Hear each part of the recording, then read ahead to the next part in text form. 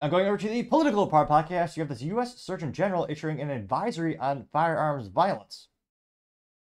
Now, I wonder, I know you're probably all thinking, what the hell, that's not his job. Well, yes, precisely. However, they always declare emergencies when they steal all of your rights. So I wonder what's coming next. Now, again, this is brought to us straight from the donkey's mouth. This is, again, Dr. Vivek Murthy, who is the U.S. Surgeon General. And I'll go ahead and we'll play his little video here as well as read his text on X Twitter. He says, quote, today for the first time in history of our office, I'm issuing a Surgeon General advisory on firearms violence. Firearms violence is the public health crisis in America that poses a serious threat to the health and well-being of our country. No, it's obesity, diabetes. It's heartbreaking. Some of the most preventable deaths, the highest percentage of deaths in the United States, a lot of them are preventable by just literally eating a healthy diet and exercise. Granted, they can't really profit off of that except maybe the gym owners, so maybe that's why we don't hear about it too often these days. Let me go ahead and I'll pull up his video here. Hello, it's only about, what is it, minute 47 seconds, so it's not too long. And granted, it might hurt your brain cells, because most people would argue it's mentally vacuous or deceptive. Yeah, but nevertheless, this is, I think, very important politically, because, again, these people have a lot of power. Hello, I'm U.S. Surgeon General Dr. Vivek Murthy. Today, for the first time in the... That's so weird. He has an American flag behind him. You really don't see that a lot in politics these days. And I'm only half joking. That's the sad thing.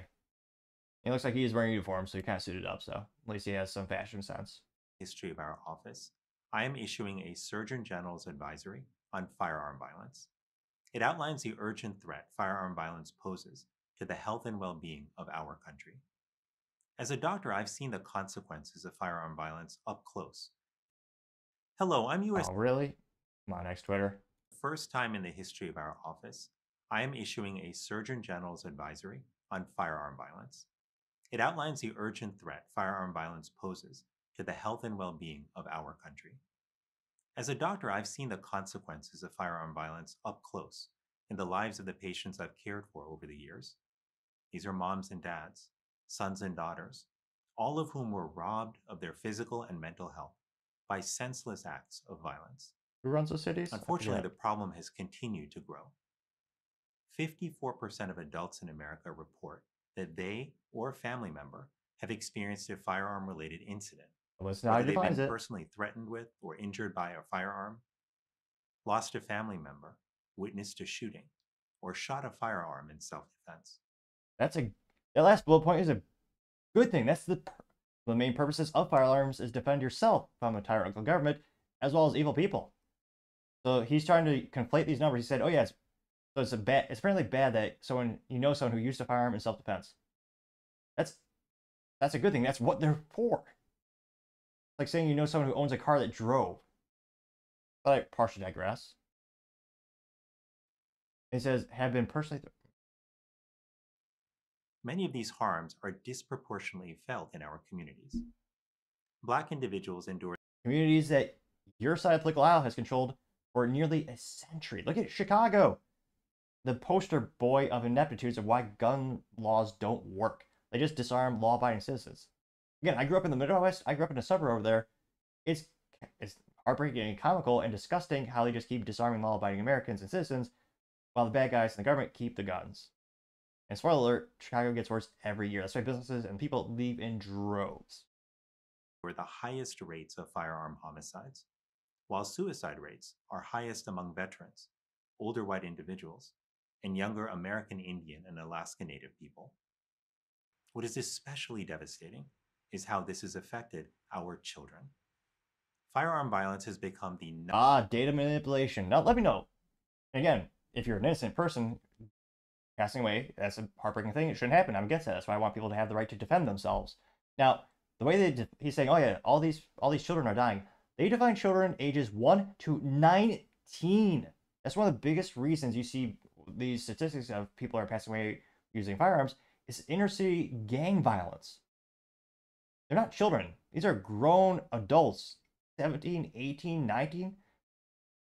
And that's, when you look at the percentage of where the firearm deaths are coming from, that's it. So again, more data manipulation. Again, we should not be surprised, but this is also a very important reason to know your sample size when you're looking at any statistics or data, and how are they defining these terms. In this case, they're saying a child is up to 19 years old. I don't know anyone who considers a 19-year-old to be statistically a child. That's legally an adult. But I partially digress. And it's interesting. After 2020, the rates increase for many of these instances of deaths of children, or many of these methodologies. Well, we'll go back to what he has to say. I know it's painful, but it's almost done. Number one cause of death among children and adolescents. More than All right, so let's break this down. They say number one death is firearm. Another one is motor vehicles. Another one is poisoning, which is drug and non-drug related. Well, one of those, poisoning, you know what millions of Americans are dying for, including children, and I mean, also adolescents and teenagers, fentanyl overdoses, because the drugs are laced with it. Guess where that comes from? Well, made in China, but manufactured and then subsequently distributed through the southern border via Mexico. Or Mexico, if you want to feel so fancily inclined. So that, again, that's another big ineptitude of the U.S. government right there. And that the border issue has been going around for decades, left and right. They haven't bothered to fix the problem. So that's interesting that they note that statistic as well is increasing by a lot. Go back to what he has to say. And car accidents or drug overdoses. I've sat with parents who... What is that other one? Is that cardiovascular? It looks like, again, my eyesight's not the best, but I think that is one of the data points that did also increase after 2020. That actually increased in the past couple of years. Interesting. I've sat with parents who've lost a child to firearm violence. I've listened to their stories and felt their pain as they describe the holes in their hearts.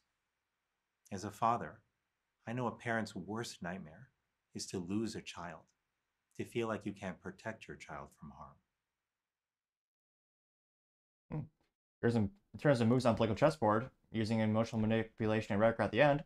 Makes sense. Disgusting, yes. Went viral though. First couple hours got 1.7 million views. Insane. Also got 4.5 thousand likes. Interesting. That is one of the worst ratios I've seen all year. See here. I think he actually took the time to type out his entire speech. Yeah, he did. Okay. Now, as you might say, he got ratioed to say the least. One of the first responses comes from the red-headed libertarian saying, quote, "You cannot declare a natural right a public health crisis, you demon." Getting 9.5 thousand likes. Paul Zazupa says, any advisory on obesity getting 345 likes? Nope, because the government, in my opinion, perhaps just because they want you weak and inept so they keep voting for free, easy life. Again, the United States is the most obese country on the planet. If you want to make any argument for a public health crisis, that would be one. Most Americans are not fit to actually serve in the U.S. military. Again, there are many, I think there are a myriad of reasons, culturally and politically, or methodologies rather, they can do to address the obesity issue in the United States, including having tax incentives for, maybe gym classes, healthy foods. There are many ways you can incentivize a healthy lifestyle. But unfortunately, the pessimist in me thinks, well, that's the antithesis of what they want. They want you lazy, fat, and stupid, easy to manipulate. It's also the public school system having the 37-year low ACT scores. And yet the teachers' unions want more money. Arthur Eagleman says, quote, now due to the trans violence getting 944 likes. I meme, therefore I am. Yeah, they did not meme, but I partially digress. They say, quote, hey, you dumb F, why don't you share these numbers from 2023? 108,000 estimated deaths from drug overdose, over 300,000 deaths attributed to obesity, 1,026,700 deaths from abortions, 43,000, I think it's a typo, the comma's in the wrong spot, it says 4,300 estimated deaths from gun violence. Now, also should be told, or should be noted that in most cases when they talk about quote-unquote gun violence and deaths from guns, those include good kills, or kills that are legally appropriate and you are justified, such as when someone tries to break into your house and do threat to try to damage or take away life from you and your family. You are legally, I would say, you're not only legally permitted, I would argue it's your right. Not only your right, I would argue it's your responsibility, it's your calling to defend your family with lethal force. Now, again, if you're in New Jersey, no, you actually legally have the right to get out of the house, which is why no one with modicum of intelligence, I would argue, would live there, because, yeah, it's called burden to retreat. That's why there's a very important to have both the castle doctrine well as the stand your ground law, which stand your ground is outside, but I partially digress. Mr. Ledslinger says, stay in your lane. And it's the Firearms Policy Coalition putting this out, which is one of the few organizations that really fights for gun rights, while the NRA mostly acquiesces and pretends to fight for gun rights. Appreciate their trainings that they do for many, especially the kids program, but nevertheless, Firearms Policy Coalition simply said, F off, F no, F you, F no, F off. They actually use an entire explicitive. They got 1.3 thousand likes. Tim Decentralized and Nullify said, why don't you concern yourself with the far greater crisis of heart disease, diabetes, various forms of cancer, and medical industry related negative outcomes? Oh, that's right. That's because you don't want to solve the problems. You want to be a partisan hack. Getting 653 likes. Let's see here.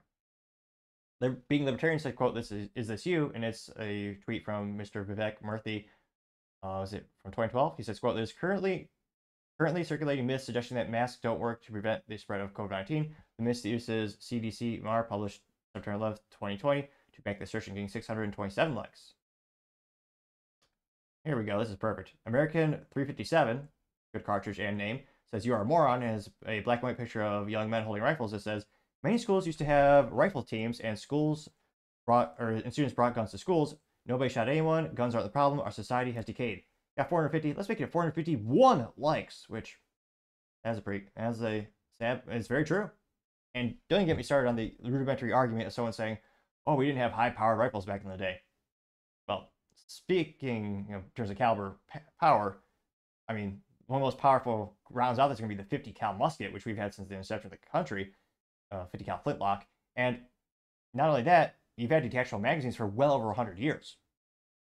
And the AR-15, that's legally, I mean, that was patented, what, it's embarrassing. Was it 50 or 60 by Eugene Stoner over at Armorlight? Again, we've had firearms since the inception of our country. It's a cultural decay that's leading to all this. We've had the arms forever, but I partially digress. Going down more and more. So Zeno says, we don't have a gun problem, we have a mental health problem, we have a nuclear family problem, we have a godless society problem, we have a greedy politicians problem, we have a law enforcement problem, we have an illegal immigration problem, we have a corrupt government problem. There's a little fun little infographic or a little target that says gun rights, gun laws, gun lobby, in the middle is mental illness, and every part of the target is shot except the mental illness one. Got 98 likes. See here? Spitfire says LMFAO because guns go off by themselves, getting 331 likes. True. Mild Mannered Maniac says 97% of gun violence is committed in Democrat-run cities, getting 697 likes. And when you break that down statistically more, it is mostly gang violence. But it's usually gang-on-gang violence. So yes, once you remove those, it's fascinating statistically. If you were to get rid of, I believe, the top 6 cities in the United States in terms of violent crime, murder, and gun violence, the U.S. in terms of globally becomes one of the most peaceful countries on the planet. You also have Christina Pushaw saying Soros DAs and public health are crisis actually, getting 737 likes. Two more. It's got to be some contrarian statements, because again, there are a lot of, I wouldn't call them Americans, I call them mentally and emotionally vacuous people, that they do want to restrict and they actually want to take away our guns. Which again, they've never read a history book, or again, George Orwell's 1984. Because again, every single time in history the government takes guns is when the most morally evil things happen. Every single time. There's no outlier. Now, you also have the U.S. Ministry of Truth saying the Biden administration really is going after is doing their gayest announcements during Pride Month this year. 987 likes. Jackson Brown says backdoor gun control. You aren't fooling anyone. No, we aren't giving up our guns. We aren't getting in your cattle cars. F you, fascist. Got 380 likes, and as well as an infographic, but a picture of kids about to get in a cart. Reminiscent of obviously the Holocaust, getting 380 likes. Going down more and more. The Dark Knight says, up next, how free speech equals violence. Nobody asked their opinion. Getting 119 likes. Let's see. That was an infographic on how many shots a kid gets by age 2. They got 478 likes. A lot of people saying, let's see, Symbol Publicist saying F off fascist, getting 582 likes. And this person's really getting ratioed. A lot of people posting the Second Amendment. It's fascinating how many politicians can't read. Well, let's be honest, they just don't care about the Bill of Rights or Second Amendment. They just trowel over it. Here. Tony Kingett says, I ate 15 guns this morning and I feel fine. Getting 50 likes. Yeah, because usually, medical professionals will be talking about, stuff that you put inside your body, whether you're eating or having pharmaceuticals put into you. Let's see. Code of Vets says, I support the Constitution. I support the Second Amendment. Guns don't kill people. People kill people. Age old saying, it is true, getting 25 likes. We'll do one more. Name cannot be blank. Interesting profile name. Say, but your boss claims that violent crime is down. Since cities are no longer reporting violent crime to the federal government, how would you come to this conclusion? Getting 301 likes, which, yes, I believe is specifically, was it San Francisco and New York City? There are a couple that are just straight up not reporting it anymore. So, yeah, we'll see about that. And it'll be interesting to see what comes of this. The CDC, again, now becoming more of a partisan hack, for years, they actually tracked how many times guns were used in self-defense, whether it's simply brandishing the firearm, whether it's actually taking it out and doing a warning shot, or taking it out and actually doing a legal justified shooting of someone.